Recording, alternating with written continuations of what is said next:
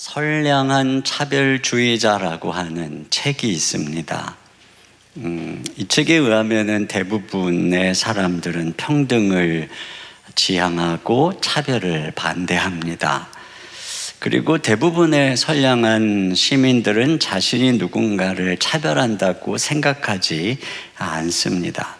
그런데 자기도 모르는 사이에 차별하는 일이 벌어진다는 것이지요.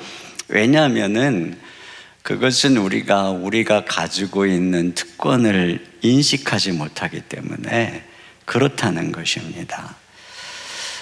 시외버스를 타는 것을 특권이라고 생각하는 사람은 아무도 없어요. 그런데 휠체어를 타는 사람은 시외버스를 이용할 수가 없다고 합니다. 그렇다면 우리는 타인이 갖지 못한 특권을 가지고 있는 거죠. 이런 것들이 많다는 거죠. 나에게는 특별할 것이 없는 자연스러운 것인데 특권을 갖지 못한 이들에게는 이제 그것이 차별이 되는 것입니다. 그러니까 우리가 차별을 하지 않으려면 특권을 갖지 못한 이들의 입장을 생각하고 섬세하게 배려하고 긍휼이 필요한 것이지요. 얼마 전에 고등학생들이 학교 무슨 발표회 때 흑인 분장을 해가지고 논란이 되었죠. 과거에 시커먼스라고 하는 개그 프로도 있었는데 학생들이 그럴 수도 있지 왜 그게 논란이 되느냐, 이런 논란이 있었습니다. 그런데 누구나 하얀 피부를 원하는 세상에서 이 흑인들의 마음을, 그러니까 그들의 마음을 우리가 생각하지 못한 것이죠. 그러니까 이게 이제 그들에게는 상처가 된다는 것이에요.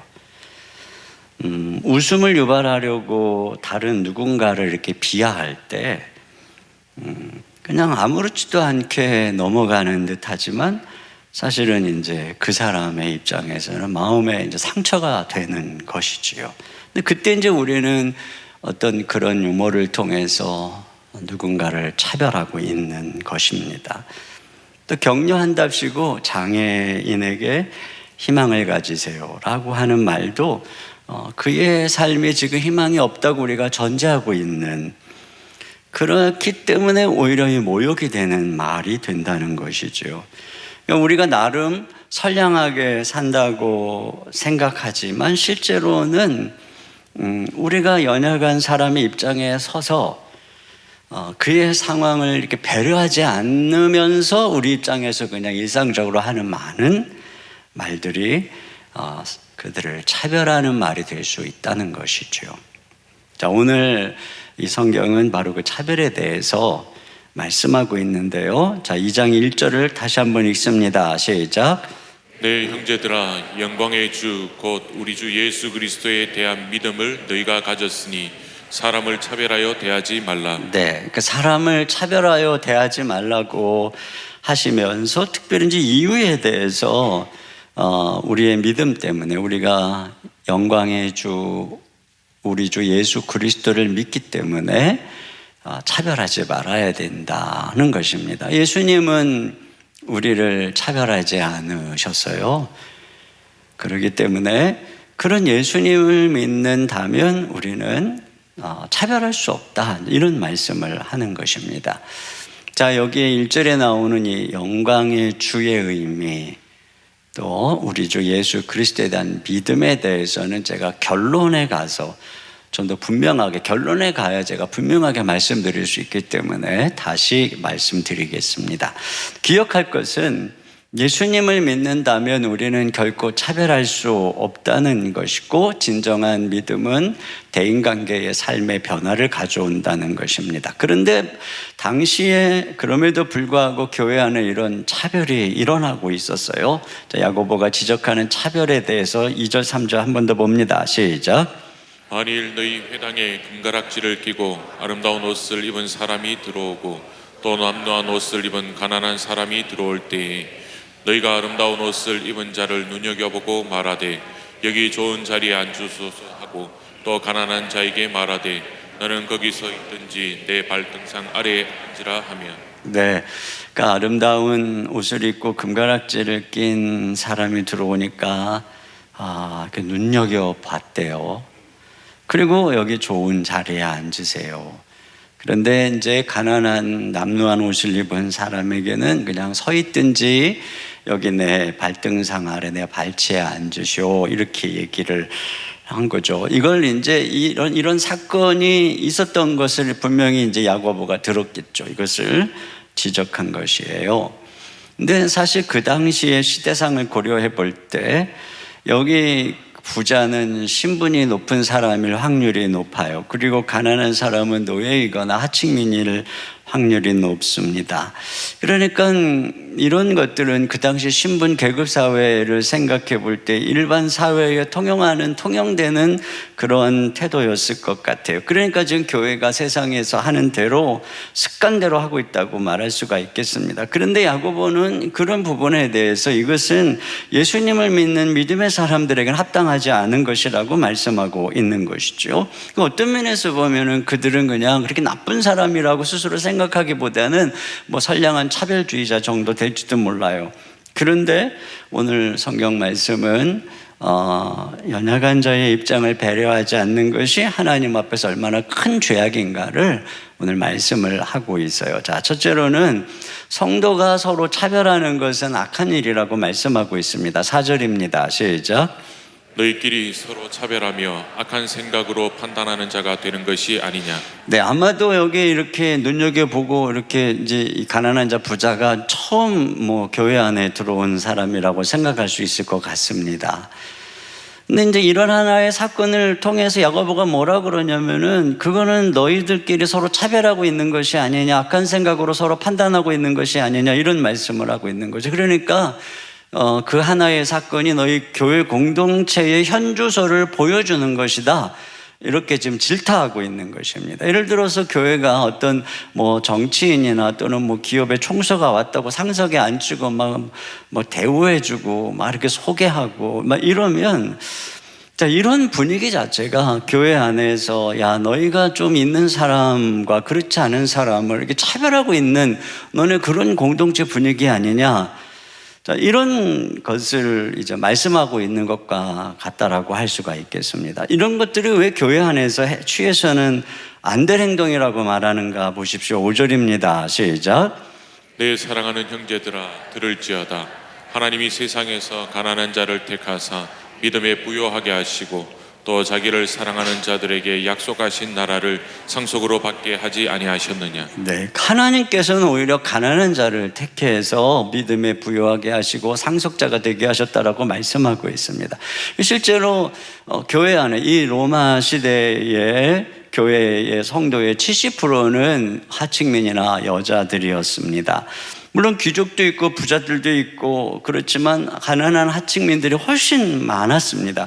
이것은 하나님께서 뭐 가난한 사람만 사랑하시고 부자는 미워하신다 이런 의미가 아니라 우리가 육체적으로 가난하고 또 병들고 형편이 어렵고 그럴수록 영적으로 겸손해집니다. 마치 그 집을 나간 탕자가 흉년이 오잖아요. 그러니까 뭐 먹을 것이 없을 때 그때 비로소 아버지의 집을 생각하듯이 우리도 인생의 흉년을 맞이할 때 하나님 아버지를 생각합니다. 그런 면에서 가난한 사람, 병든 사람, 또 인생의 어떤 파산의 지경에 이런 상황에 놓여 있는 사람들은 하나님 앞에 마음이 가난해서 겸손해서 준비되어 있는 확률이 아주 높은 것입니다. 근데 그런 마음으로 돌아올 때 하나님 아버지는 멸시하지 않고 받아주신다라고 하는 것이죠. 그런데 반면에 부자들은 어떠냐? 그런 마음을 가지기가 쉽지 않다는 것입니다. 여기 보면 오히려 그들은 어떠하냐면 6절 하반절로 7절 읽습니다. 시작.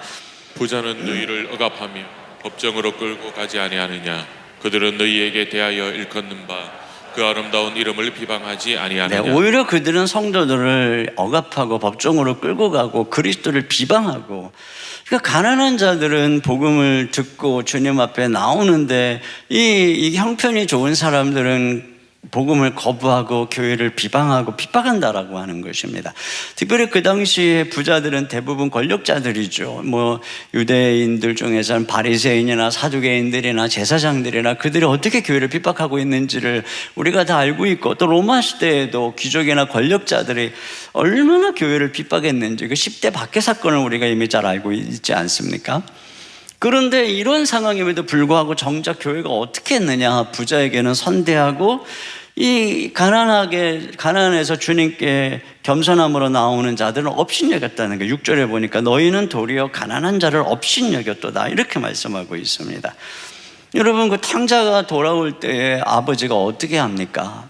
달려나가서 그 아들의 목을 껴안고 입을 맞추고 옷을 입히고 신발을 신기고 가락지를 끼우고 또 염소 새끼, 송아지 새끼를 잡아가지고 잔치를 한단 말이에요. 이것은 완전히 그를 맞이해서 정말 이 믿음에 부여하게 하시고 상속자로 삼으시는, 회복시켜 주시는 바로 그런 은혜인 것이죠. 이것이 우리 하나님 아버지인데, 그런데 너희들은 지금 그 가난한 자를 업신여겼다라고 하는 것입니다. 제가 이 말씀을 이렇게 묵상하다가 생각해 보니까 정말 하나님은 가난하고 연약한 자를 맞이해 주시는 분이 맞아요. 저도 정말 제가 가난하고 수주부하고 병약하고 열등감 많고 그럴 때 주님을 만났고, 주님이 저에게 얼마나 많은 은혜를 주셨는지, 저를 믿음에 부유하게 하시고 날마다 저를 사랑한다고, 너는 존귀하다고 저를 이렇게 세워주시고, 제가 가난한 전도사 시절에 또 교회 안에서 얼마나 많은 사랑을 받고 제가 이렇게 회복되었는지 그런 기억을 하게 되었는데요. 근데 이것이 저의 이야기만은 아니라고 생각합니다. 여기에 계신 많은 분들이 주님께 나올 때 실패했었고 가난했었고 병들었었고 상처투성이었어요. 그런데 하나님께서 깊은 사랑으로 우리를 어떻게 맞이해 주셨는가? 우리는 다 그 첫사랑을 가지고 있습니다. 부끄럽고 초라한 모습으로 나올 때에 주님의 십자가의 큰 사랑으로 우리를 씻어주시고 치유해 주시고 주님의 거룩한 옷으로 갈아입혀 주시고 우리를 축복해 주시고 인도해 주셨습니다. 근데 여러분, 우리가 그런 은혜를 받았는데 만약에 우리가 교회 안에 이런 지금 이 성경에 나타나는 이런 식의 차별을 행한다면, 우리도 모르는 사이에 가난하고 공공에 처해 있는 성도들에게 무관심하고 또 때때로는 마음에서 업신여긴다면 하나님께서 과연 우리를 어떻게 보실까? 우리가 부자와 가난한 사람을 대하는 태도가 너무나 확연하게 차이가 난다면 하나님께서 그런 우리의 모습을 어떻게 보실까? 이걸 한번 우리가 생각해 봐야 됩니다. 우리가 특별히, 제가 그랬죠, 이런 모습들이 세상에 그 당시에 일반적으로 통용되는 모습이었을 것이라고요. 여러분, 만약에 교회 안에 대통령이 방문한다면 우리는 물론 그의 권위를 존중해야 될 것입니다. 하지만 우리가 세상에 어떤 일반적 습성들이 교회에 들어오는 것은 아주 조심해야 합니다. 어느 교회에 장관이 교회를 계속 나왔다고 합니다. 그러니까 교회에서 계속 장관님 하면서 자리도 따로 마련해주고 이렇게 하니까 그 분이 믿음이 좋으신 분이었어요. 너무 부담스러워서 교회를 옮겼다는 거예요. 여러분, 이게 정상이죠. 그렇지 않아요? 내가 세상에서는 장관이지만 하나님 앞에 나올 때는 그냥 똑같은 한 성도입니다. 그렇기 때문에 자기가 이런 대접을 받는 걸 너무 불편해하는 거예요.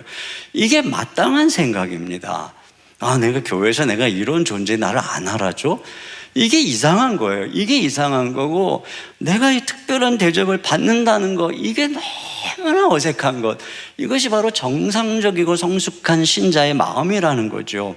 그래서 교회에 보면 군에서의 장군 출신이든 어떤 지휘관 출신이든 또는 국회의원이든 기업에 아주 중요한 위치에 있는 분들이든 상관없이 수많은 수백 명의 수천 명의 부하를 거느리는 사람도 교회에 와서는 차량 봉사하고 안내위원하고 인사하고 때때로는 욕도 먹고 이렇게 하는 거잖아요. 자, 이것이 바로 정상적인 교회의 모습이라는 거예요. 저는 이 야고보서의 말씀이 우리에게 주는 유익이 뭐냐면은 굉장히 우리들이 교회에서 배웠던 그 교리의 말씀을 실천적으로 알려주고 있다는 것입니다. 그러니까 이 믿음이 얼마나 교회를 급진적으로 바꾸고 있는가 하는 것, 더군다나 이 당시에 말입니다. 여기 바울도 뭐라 그러냐면 갈라디아서 3장 26, 27절 같이 봅니다. 시작. 너희가 다 믿음으로 말미암아 그리스도 예수 안에서 하나님의 아들이 되었으니 누구든지 그리스도와 합하기 위하여 세례를 받은 자는 그리스도로 옷 입었느니라. 하나님의 아들 예수님 안에서 다 그리스도로 옷 입었어요. 그러니까 우리가 다 예수님 믿고 하나님의 자녀가 돼서 새로운 신분이 되었어요. 그러니까 뭐라 그러냐면 28절입니다. 시작. 너희는 유대인이나 헬라인이나 종이나 자유인이나 남자나 여자나 다 그리스도 예수 안에서 하나이니라. 이게 보세요. 여러분, 이 당시에 유대인과 헬라인은 완전히 서로 원수지간이었습니다. 이 당시에 종과 자유자는 이 상전과 노예, 이 차이는 너무너무 어마어마한 것이죠. 또 남자와 여자, 이 당시에는 얼마나 많은 차별이 있었습니까? 그런데 이게 교회 안에서는 다 하나라는 거예요. 이게 얼마나 파격적입니까?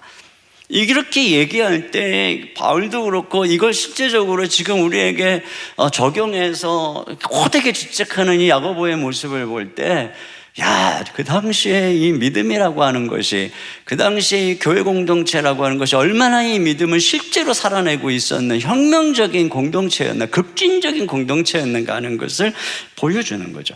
그런 면에서 지금 이 21세기에 우리를 모르게 은근히 이 차별하는, 그래서 세상의 어떤 지위를 그대로 교회 안에 가지고 들어오고, 또는 은근히 남자와 여자의 어떤 그 차별을 여전히 교회 안에서 고수하고, 또는 학벌의 차이라든가 지역별, 또 여러 가지 이런저런 일로 차별한다는 것은, 이건 정말 우리 주 예수님을 믿는 믿음으로 우리가 비교해 본다면 있어서는 안 되는 그러한 모습이라는 거죠.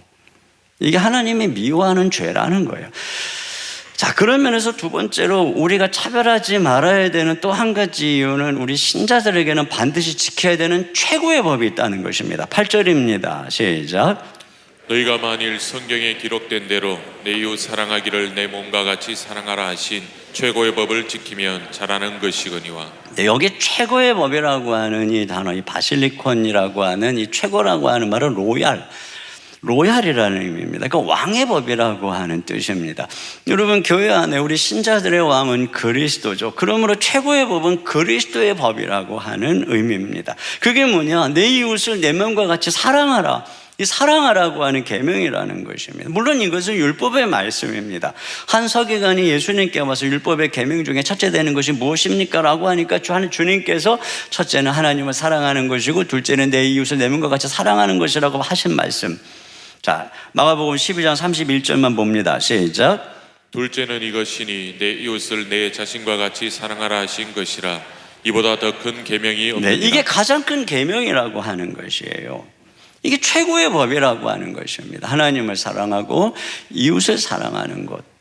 그래서 우리 주님께서는 제자들에게 세 계명을 주셨죠. 바로 서로 사랑하라는, 요한복음 14장 34절입니다. 시작. 새 계명을 너희에게 주노니 서로 사랑하라. 내가 너희를 사랑한 것 같이 너희도 사랑하라. 네, 이게 우리 신자들에게 있어서 서로 사랑하는 것, 이웃을 차별 없이 내 몸처럼 사랑하는 것이 최고의 계명이다. 다시 말하면 우리의 왕이신 그리스도의 법이다. 여러분, 우리나라의 최고의 법은 헌법입니다. 어느 것도 이 헌법을 이렇게 무시할 수 없어요. 제재할 수 있는 다른 법이 없습니다. 대한민국 국민이면 누구나 다 헌법을 준수해야 돼요. 그것은 대통령도 마찬가지입니다. 근데 그런 면에서 하나님의 백성이면 반드시 지켜야 되는 이 최고의 법이 있는데, 그것은 바로 이 내 이웃을 내 몸과 같이 사랑하는 것, 서로 사랑하라고 하는 바로 이 그리스도의 법이라고 하는 것입니다. 그래서 이것을 지키면 잘하는 것이거니와 이렇게 말씀을 하고 있습니다. 그러니까 우리가 교회 안에서 잘하는 게 뭐냐? 무슨 여러 가지 경건의 활동도 할 수 있고 봉사도 할 수 있고 여러 가지 할 수 있는데, 진짜로 잘하는 것은 바로 이 사랑하는 것이라는 말씀이에요. 여러분, 우리가 최고의 법을 지키면 우리를 율법이 정죄할 수가 없어요. 왜냐하면 이 최고의 법, 이게 모든 율법을 다 요약해서 종합한 것이기 때문에 그렇습니다. 갈라디아서 5장 14절입니다. 시작. 온 율법은 내 이웃 사랑하기를 내 자신같이 하라 하신 한 말씀에서 이루어졌나니. 그렇죠. 우리가 이웃을 사랑하면, 우리가 서로 사랑하면 그 온 율법을 다 이룬 것이라는 말이죠. 그러니까 우리가 사랑하는 삶이 정말 잘하는 것이라는 말씀이에요. 그런데 우리가 그렇게 하지 않으면, 차별하면 어떻게 되느냐? 9절입니다. 시작. 만일 너희가 사람을 차별하여 대하면 죄를 짓는 것이니 율법이 너희를 범법자로 정죄하리라. 네, 사람을 차별하면 그건 뭐냐? 죄를 짓는 것이란 말입니다. 율법이 너희를 범법자로 정죄하리라. 여러분, 죄는 뭐예요? 율법을 어기는 게 바로 죄인 것입니다. 우리가 사랑하면 율법을 이룬다고 했습니다. 여러분, 우리가 사랑하면서 살면 사실 율법이 필요 없게 됩니다. 예를 들어서 부모가 아이를 너무나 사랑합니다. 그러면 부모에게 있어서 그 아이를 너무나 사랑하는 부모는 우리나라에 무슨 아동학대 금지법이라는 게 있는지 뭐 이런 것 몰라요. 필요도 없어요. 왜냐하면 사랑하니까 그런 모든 율법을, 그런 이 세상의 법을 다 성취하고 살고 있는 것이거든요. 그런데 부모가 그 아이를 사랑하지 않고 귀찮아하고 공부 못한다고 아이에게 실망하고 차별하기 시작하고 아이에게 막 밥도 안 주고 막 심하게 매질을 하고 그런다면 이제 그 부모의 행위는 법에 의해서 정죄를 받게 되는 것입니다. 이와 같은 것이죠. 우리가 그리스도의 사랑 안에서 형제를 사랑하면서 살면 우리는 사실은 율법이 다 필요가 없어요. 그걸 다 섬기면서 살면. 그런데 우리가 가난한 자를 멸시하고 차별하고 그들의 입장을 이해하지 못하고 마음을 아프게 하는 순간에 우리의 행동은 율법에 의해서 정죄된다는 것입니다. 10절에 보십시오. 시작. 누구든지 온 율법을 지키다가 그 하나를 범하면 모두 범한 자가 되나니. 우리가 이웃을 사랑하면 온 율법을 지키는 것입니다. 그런데 그러지 않고 우리가 차별하게 됐을 때 우리는 어떻게 되는 거냐? 율법 전체를 범한 자가 된다라고 하는 것입니다. 왜 그러냐? 11절 보겠습니다. 시작. 간음하지 말라 하시니가 또한 살인하지 말라 하셨은즉 내가 비록 간음하지 아니하여도 살인하면 율법을 범한 자가 되느니라. 이게 무슨 말이냐면은 하나님께서 이 계명도 말씀하시고 저 계명도 말씀하셨기 때문에 내가 이런저런 거 지켜도 이 한 가지를 안 지키면 하나님께 불순종한 거 똑같은 것이란 말이에요. 율법을 범한 거 똑같은 얘기라는 거죠. 여러분, 유리판이 있어요. 근데 거기 한 옆에 금이 갔어요. 그럼 유리판 전체를 갈아야 돼요. 다른 방법이 없어요. 율법은 이와 같은 것이라는 말씀입니다. 이처럼 우리가 여기서 지금 하고자 하는 말씀은 뭐냐면 우리가 형제를 차별하는 이것은 바로 율법에서 정죄를 받는 죄라는 것이에요. 이걸 지금 말씀하고 있는 것입니다. 이 말씀은 우리가 그리스도 안에서 율법의 정죄에서 자유케 된 그런 신자입니다. 근데 우리가 다시 율법의 정죄 아래로 들어간다는 의미가 아니에요. 이건 우리는 예수 그리스도 안에서 이미 율법의 정죄를 벗어났습니다. 그러나 그런 우리가 율법에 의해서 여전히 우리가 하는 행동이 죄라면 우리 어떻게 돼요? 회개해야죠. 돌아서야죠. 지금 그 얘기를 하고 있는 거예요. 야고보는 율법을 지금 하나님의 성품과 뜻을 보여주시는 선하고 아름다운 것으로 소개하고 있는 것입니다. 신자는 그리스도 안에서 그 율법의 정신인 사랑을 실천함으로 온전히 하나님의 뜻을 이루도록 구원받은 것입니다. 여러분, 이스라엘이 순종하지 못하니까 주님은 그리스도를 보내서 우리로 하여금 율법에 순종하는 자녀를 만들려고 우리를 불렀다 그랬잖아요. 그런데 우리가 이 차별함으로써 율법에서 정죄된다는 것은 그건 있을 수 없는 것이다. 그렇게 하면 안 된다. 이 말씀을 하고 있는 것이죠. 여러분, 예를 들어 교회가 세상 속에서 이웃을 사랑하고 빛이 되라고 부름을 받았는데 세상 법정에서 정죄를 받는다면 그건 있을 수가 없는 일이라고 하는 것입니다. 이와 같이 이 성도가 가난한 자를 긍휼히 여기지 않고 멸시하는 것, 그와 같은 것은 죄다. 이것을 강조하면서 질책하고 있는 것입니다. 여러분, 그런 면에서 하나님의 율법은 우리에게 뭘 가르쳐 주냐? 하나님이 자신을 가난한 이들과 동일시하고 있다는 것입니다. 잠언 19장 17절에 같이 봅니다. 시작. 가난한 자를 불쌍히 여기는 것은 여호와께 구워 드리는 것이니 그의 선행을 그에게 갚아 주시리라. 네, 가난한 사람을 불쌍히 여겼는데 이게 그래서 도와줬다는 거죠. 근데 이거 하나님께 꿔주는 거란 말이에요.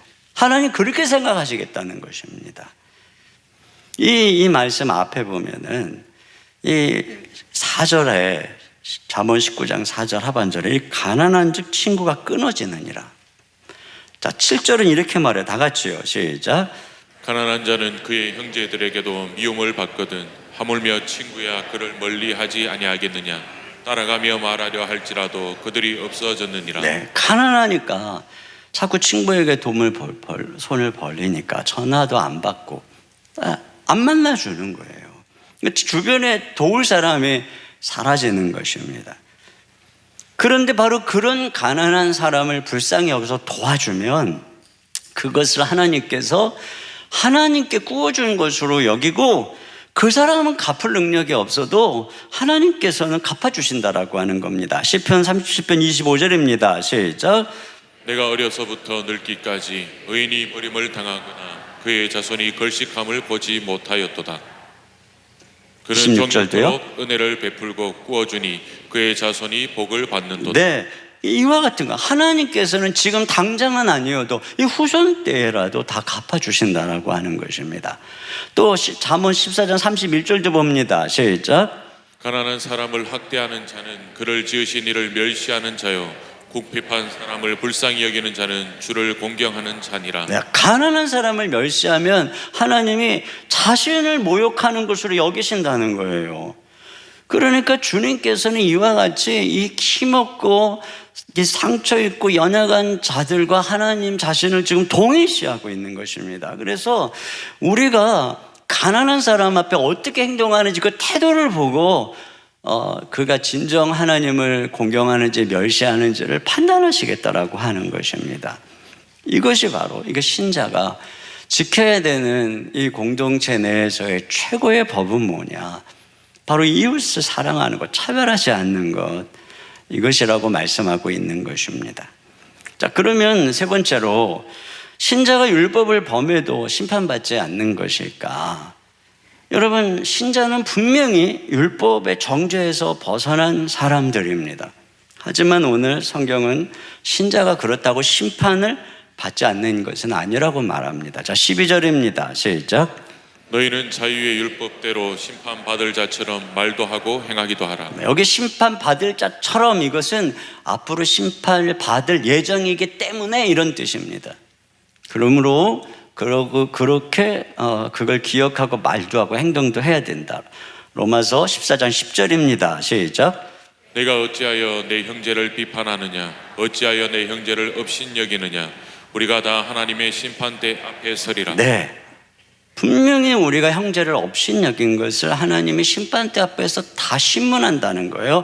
고린도서 5장 10절 시작.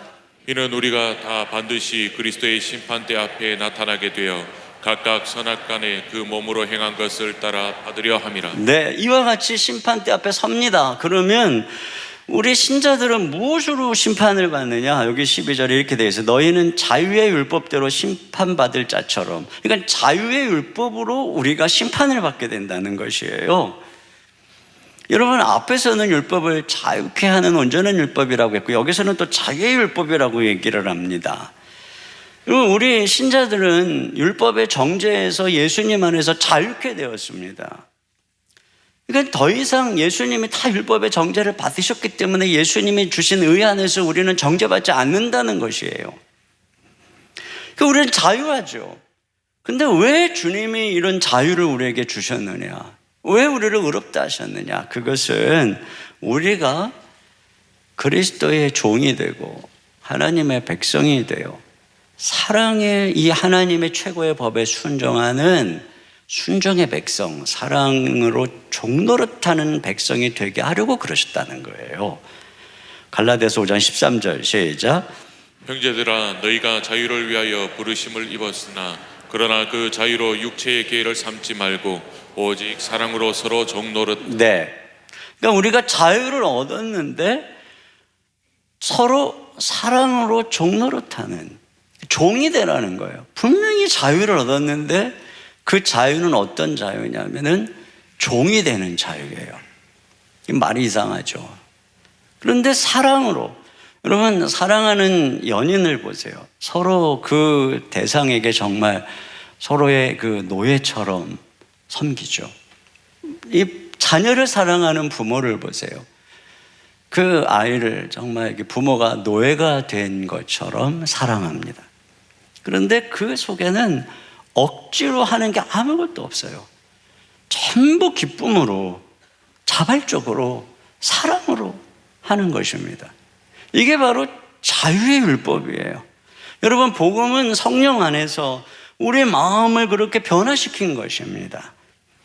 그래서 성령 안에서, 우리 안에서 그것이 아름다운 열매가 되어서 나에게 흘러나오는 어려운 이웃을 향한 이런 사랑, 이게 바로 이게 바로 긍휼이죠.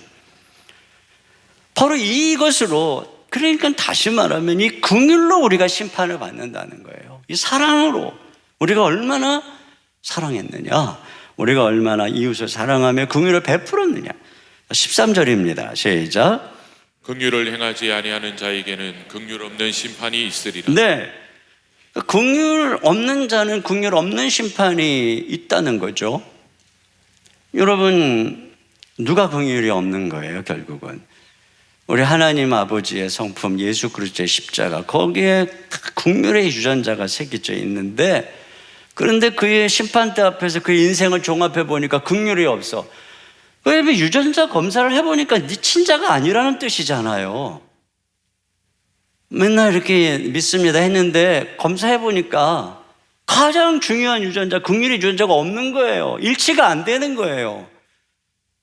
90%도 80%도 아니고 완전 달라요, 유전자가. 이건 뭐예요? 그 사람이 자녀가 아니라는 거죠. 그러니까 그 사람의 믿음은 진정한 것이 아니기 때문에 하나님 앞에서 그리스도 안에서 베푸는 그 긍휼을 얻지 못하는 거예요. 긍휼 없는 심판을 받는다는 것입니다. 여러분, 그렇다면 반대로 긍휼을 행하는 자는 어떤 거예요? 긍휼을 있는 심판을 받는 거죠. 바로 그게 13절 하반절입니다. 시작. 긍휼은 심판을 이기고 자랑하느니라. 네. 여러분, 여기에 이 긍휼은 나의 긍휼이 아니고 하나님의 긍휼입니다. 하나님의 긍휼. 자, 우리가 심판을 이기는 것은 우리의 행위라고 얘기하는 게 아니에요. 지금 야고보가 우리의 공로라고 말씀하고 있는 것이 아닙니다. 우리가 다른 사람을 도와준 그 긍휼의 행동 때문에, 선행 때문에 하나님 앞에서 우리가 심판을 이긴다, 이런 말씀을 하고 있는 게 아니라 심판을 이기게 하는 것은 하나님의 긍휼이라고 하는 것입니다. 여러분, 하나님의 긍휼이 어떻게 나타났습니까? 그것이 바로 당신의 아들, 우리를 위해 당신의 아들을 보내주신 것이죠. 예수님이 우리를 위해 제물이 되시고 십자가를 통해 제사를 드리시고 죽으시고 부활하시고 승천하셔서 하나님 보좌 우편에서 대제사장이 되셨습니다. 거기서 우리를 변호하는 분이 되신 것이에요. 그러므로 우리가 그날 심판대 앞에 섰을 때에 우리가 진정 하나님의 자녀요, 예수님을 믿는 자라면 예수님이 하나님 앞에서 우리를 변호해 주는 것입니다. 내가 저의 모든 죄를 위해서 십자가에서 제물이 되었고 그를 위해 피를 흘렸습니다. 내 모든 그 옷을 그에게 덧입혀 주었습니다. 하나님 아버지 앞에서 우리의 대제사장이신 예수님이 우리를 그날에 깨끗하게 씻었어요. 이 긍휼로 말미암아 심판을 이기는 것입니다. 이기고 자랑하는 것입니다. 마치 시험을 통과하고 원하는 대학에 들어간 아이가 막 기뻐서 자랑하듯이 말해요. 어떻게 긍휼로 하나님 아버지의 긍휼로 말해요.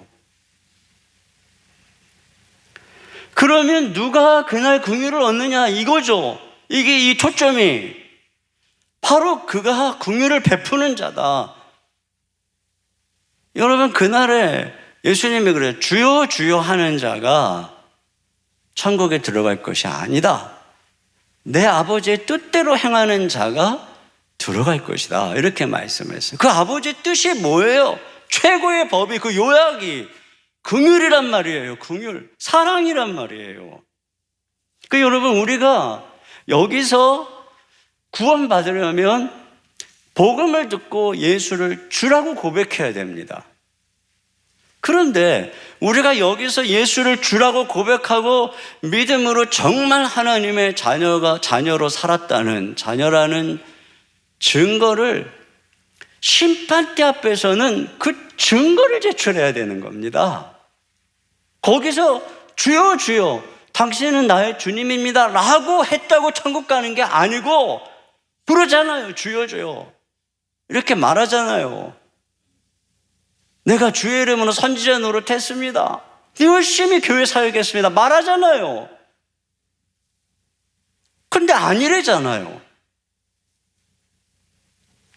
그날에는 내가 예수님을 주님으로 믿었다는 것이 진짜라는 증거를 보여줘야 되는 겁니다.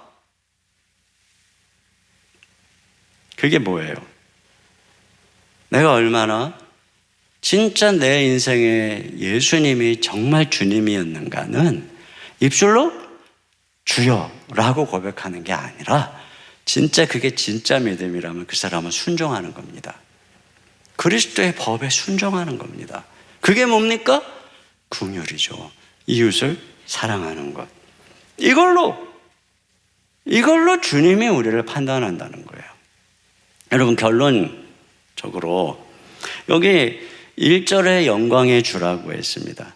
저는 이 말씀을 묵상하다가 이 처음에는 영광의 주에서 여러 가지 생각을 했는데 제가 이 말씀을 쭉 연구하면서 이 야고보가 마태복음에 이 말씀을 염두에 두고 이 말을 하고 있구나 하는 것들이 막 느껴졌어요. 그것은 바로 예수님이 마지막 심판 때에 영광으로 천사들과 나타나서 심판의 자리에 앉아 계신 바로 그 주님을 지금 바라보고 있는 거예요. 마태복음 25장 31절 32절입니다. 시작.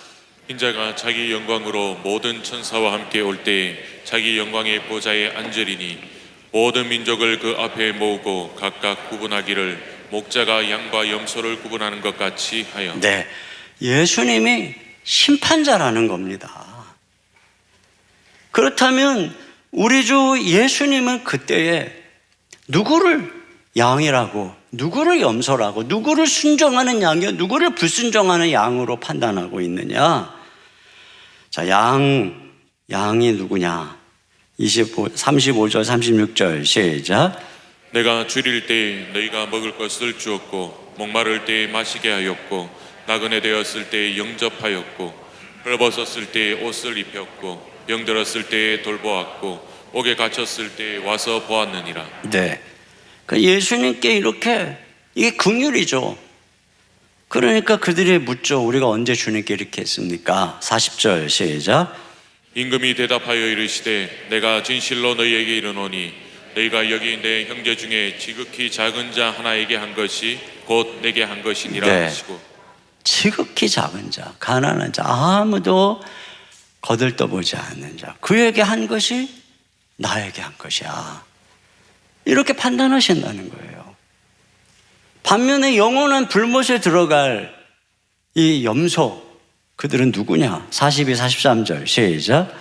내가 줄일 때에 너희가 먹을 것을 주지 아니하였고 목마를 때에 마시게 하지 아니하였고 나그네 되었을 때에 영접하지 아니하였고 헐벗었을 때에 옷 입히지 아니하였고 병들었을 때와 옥에 갇혔을 때에 돌보지 아니하였느니라 하시니. 우리가 언제 주님을 이렇게 대접하지 않았냐고 하니까 45절 시작.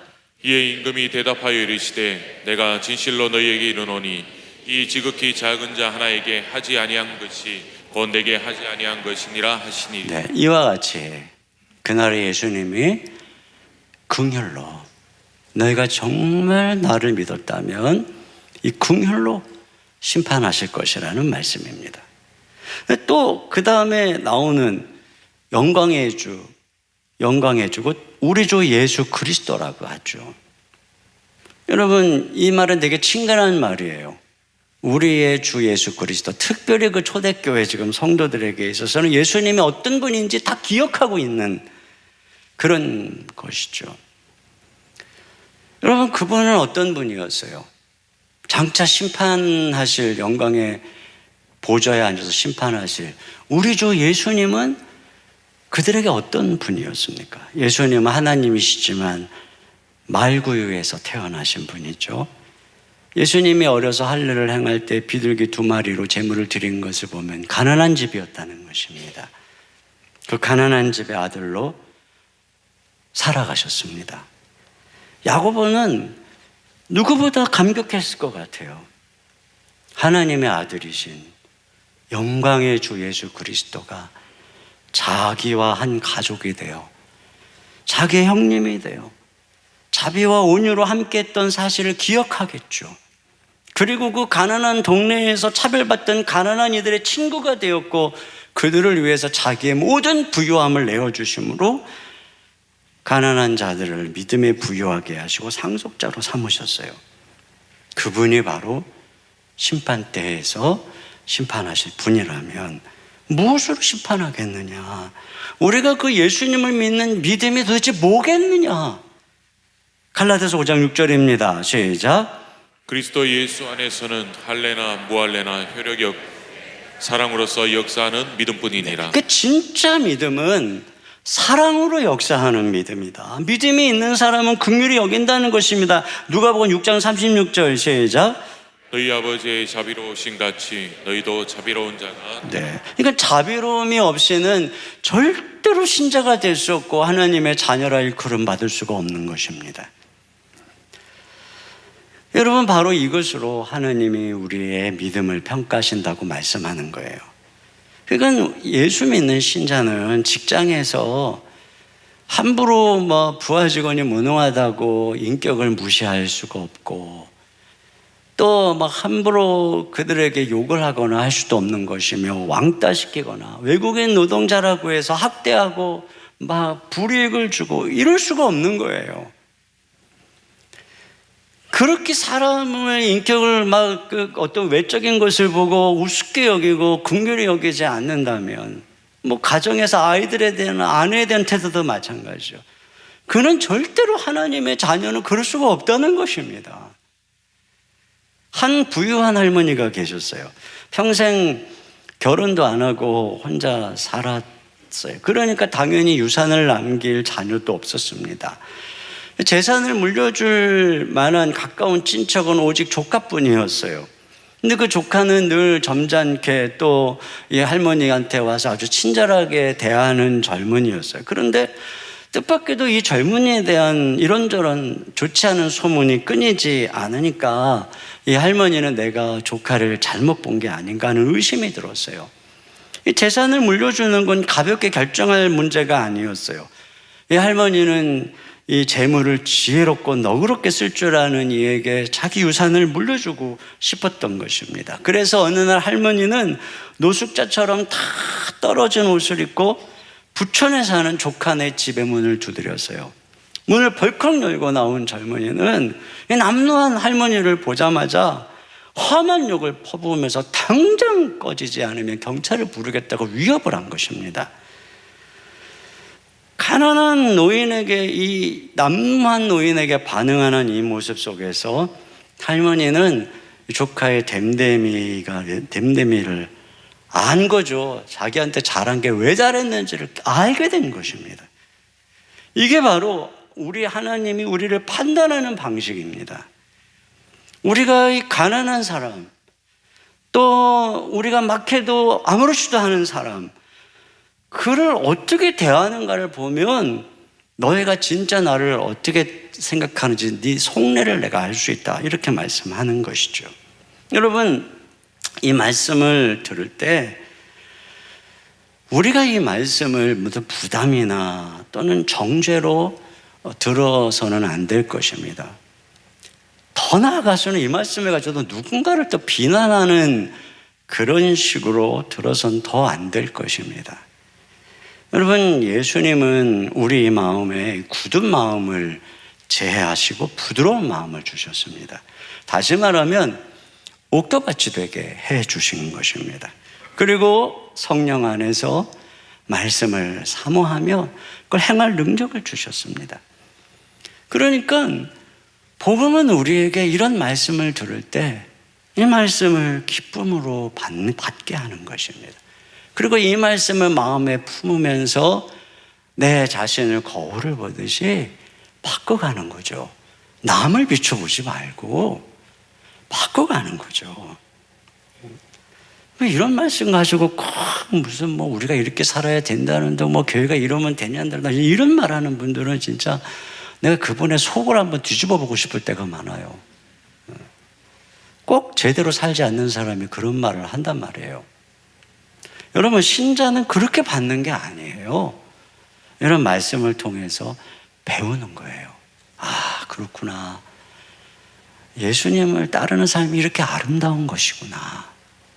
그러면서 기쁨으로 이 아름다운 주님의 모습 앞에 나는 얼마나 연약했는가. 그러면서 하나하나 배워가는 거예요. 그래서 아버지의 성품을 닮아가는 거예요. 그래서 날마다 말씀 안에서 자라서 우리가 나중에 주님 앞에 섰을 때 정말 긍휼의 열매가 가득한 하나님의 자녀다운 모습으로 나타나는 거죠. 여러분, 그런 은혜가 저와 여러분과 함께 하시기를 주님의 이름으로 축원합니다. 우리 시간에 같이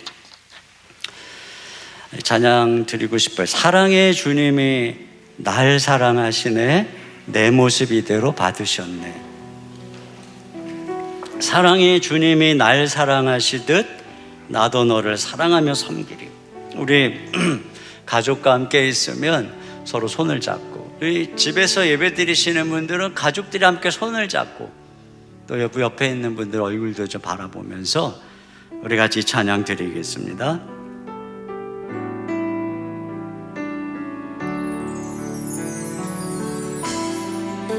사랑의 주님이 날 사랑하시네, 내 모습 이대로 받으셨네. 사랑의 주님이 날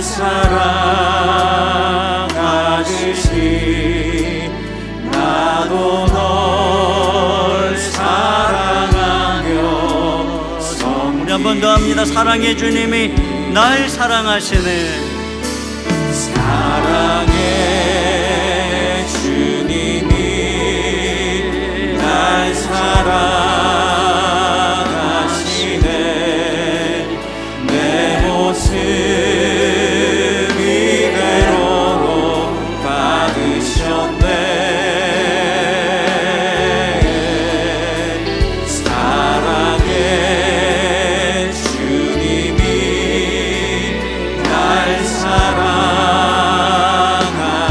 내밀어서 나도 널 사랑하며 한 번만 더 하겠습니다. 사랑의 주님이 날 사랑하시네. 사랑의 주님이 날 사랑하시네, 내 모습 이대로 받으셨네. 사랑의 주님이 날 가족들 꼭 서로 안으면서, 가족들은 서로 꼭 안고 우리는 서로 얼굴을 바라보고 널 사랑하며 섬기리. 네, 가족들은 안아도 되는데 우리는 안으면 안 돼요. 코로나 때문에 안으면 안 돼요. 네, 우리가 이 시간 이 말씀 같이 생각하면서 기도했으면 좋겠는데 기도 제목 드리겠습니다. 첫째로, 성도를 차별하였던 우리의 죄를 용서하시고 우리가 가난하고 실패할 때 맞아주신 아버지의 마음으로 모든 차별을 버리게 하소서. 신자는 서로 사랑하라는 최고의 법을 지켜야 함을 깨닫고 사랑으로 율법을 성취하여 세상에서 빛으로 드러나게 하소서. 우리가 날마다 긍휼의 그리스도를 닮아가며 아버지의 자비하신 성품으로 변화되어 심판의 날에 그리스도의 긍휼을 덧입어 심판을 이기게 하소서. 우리가 잔목소리로 기도하겠습니다. 하나님 아버지, 참으로 감사합니다.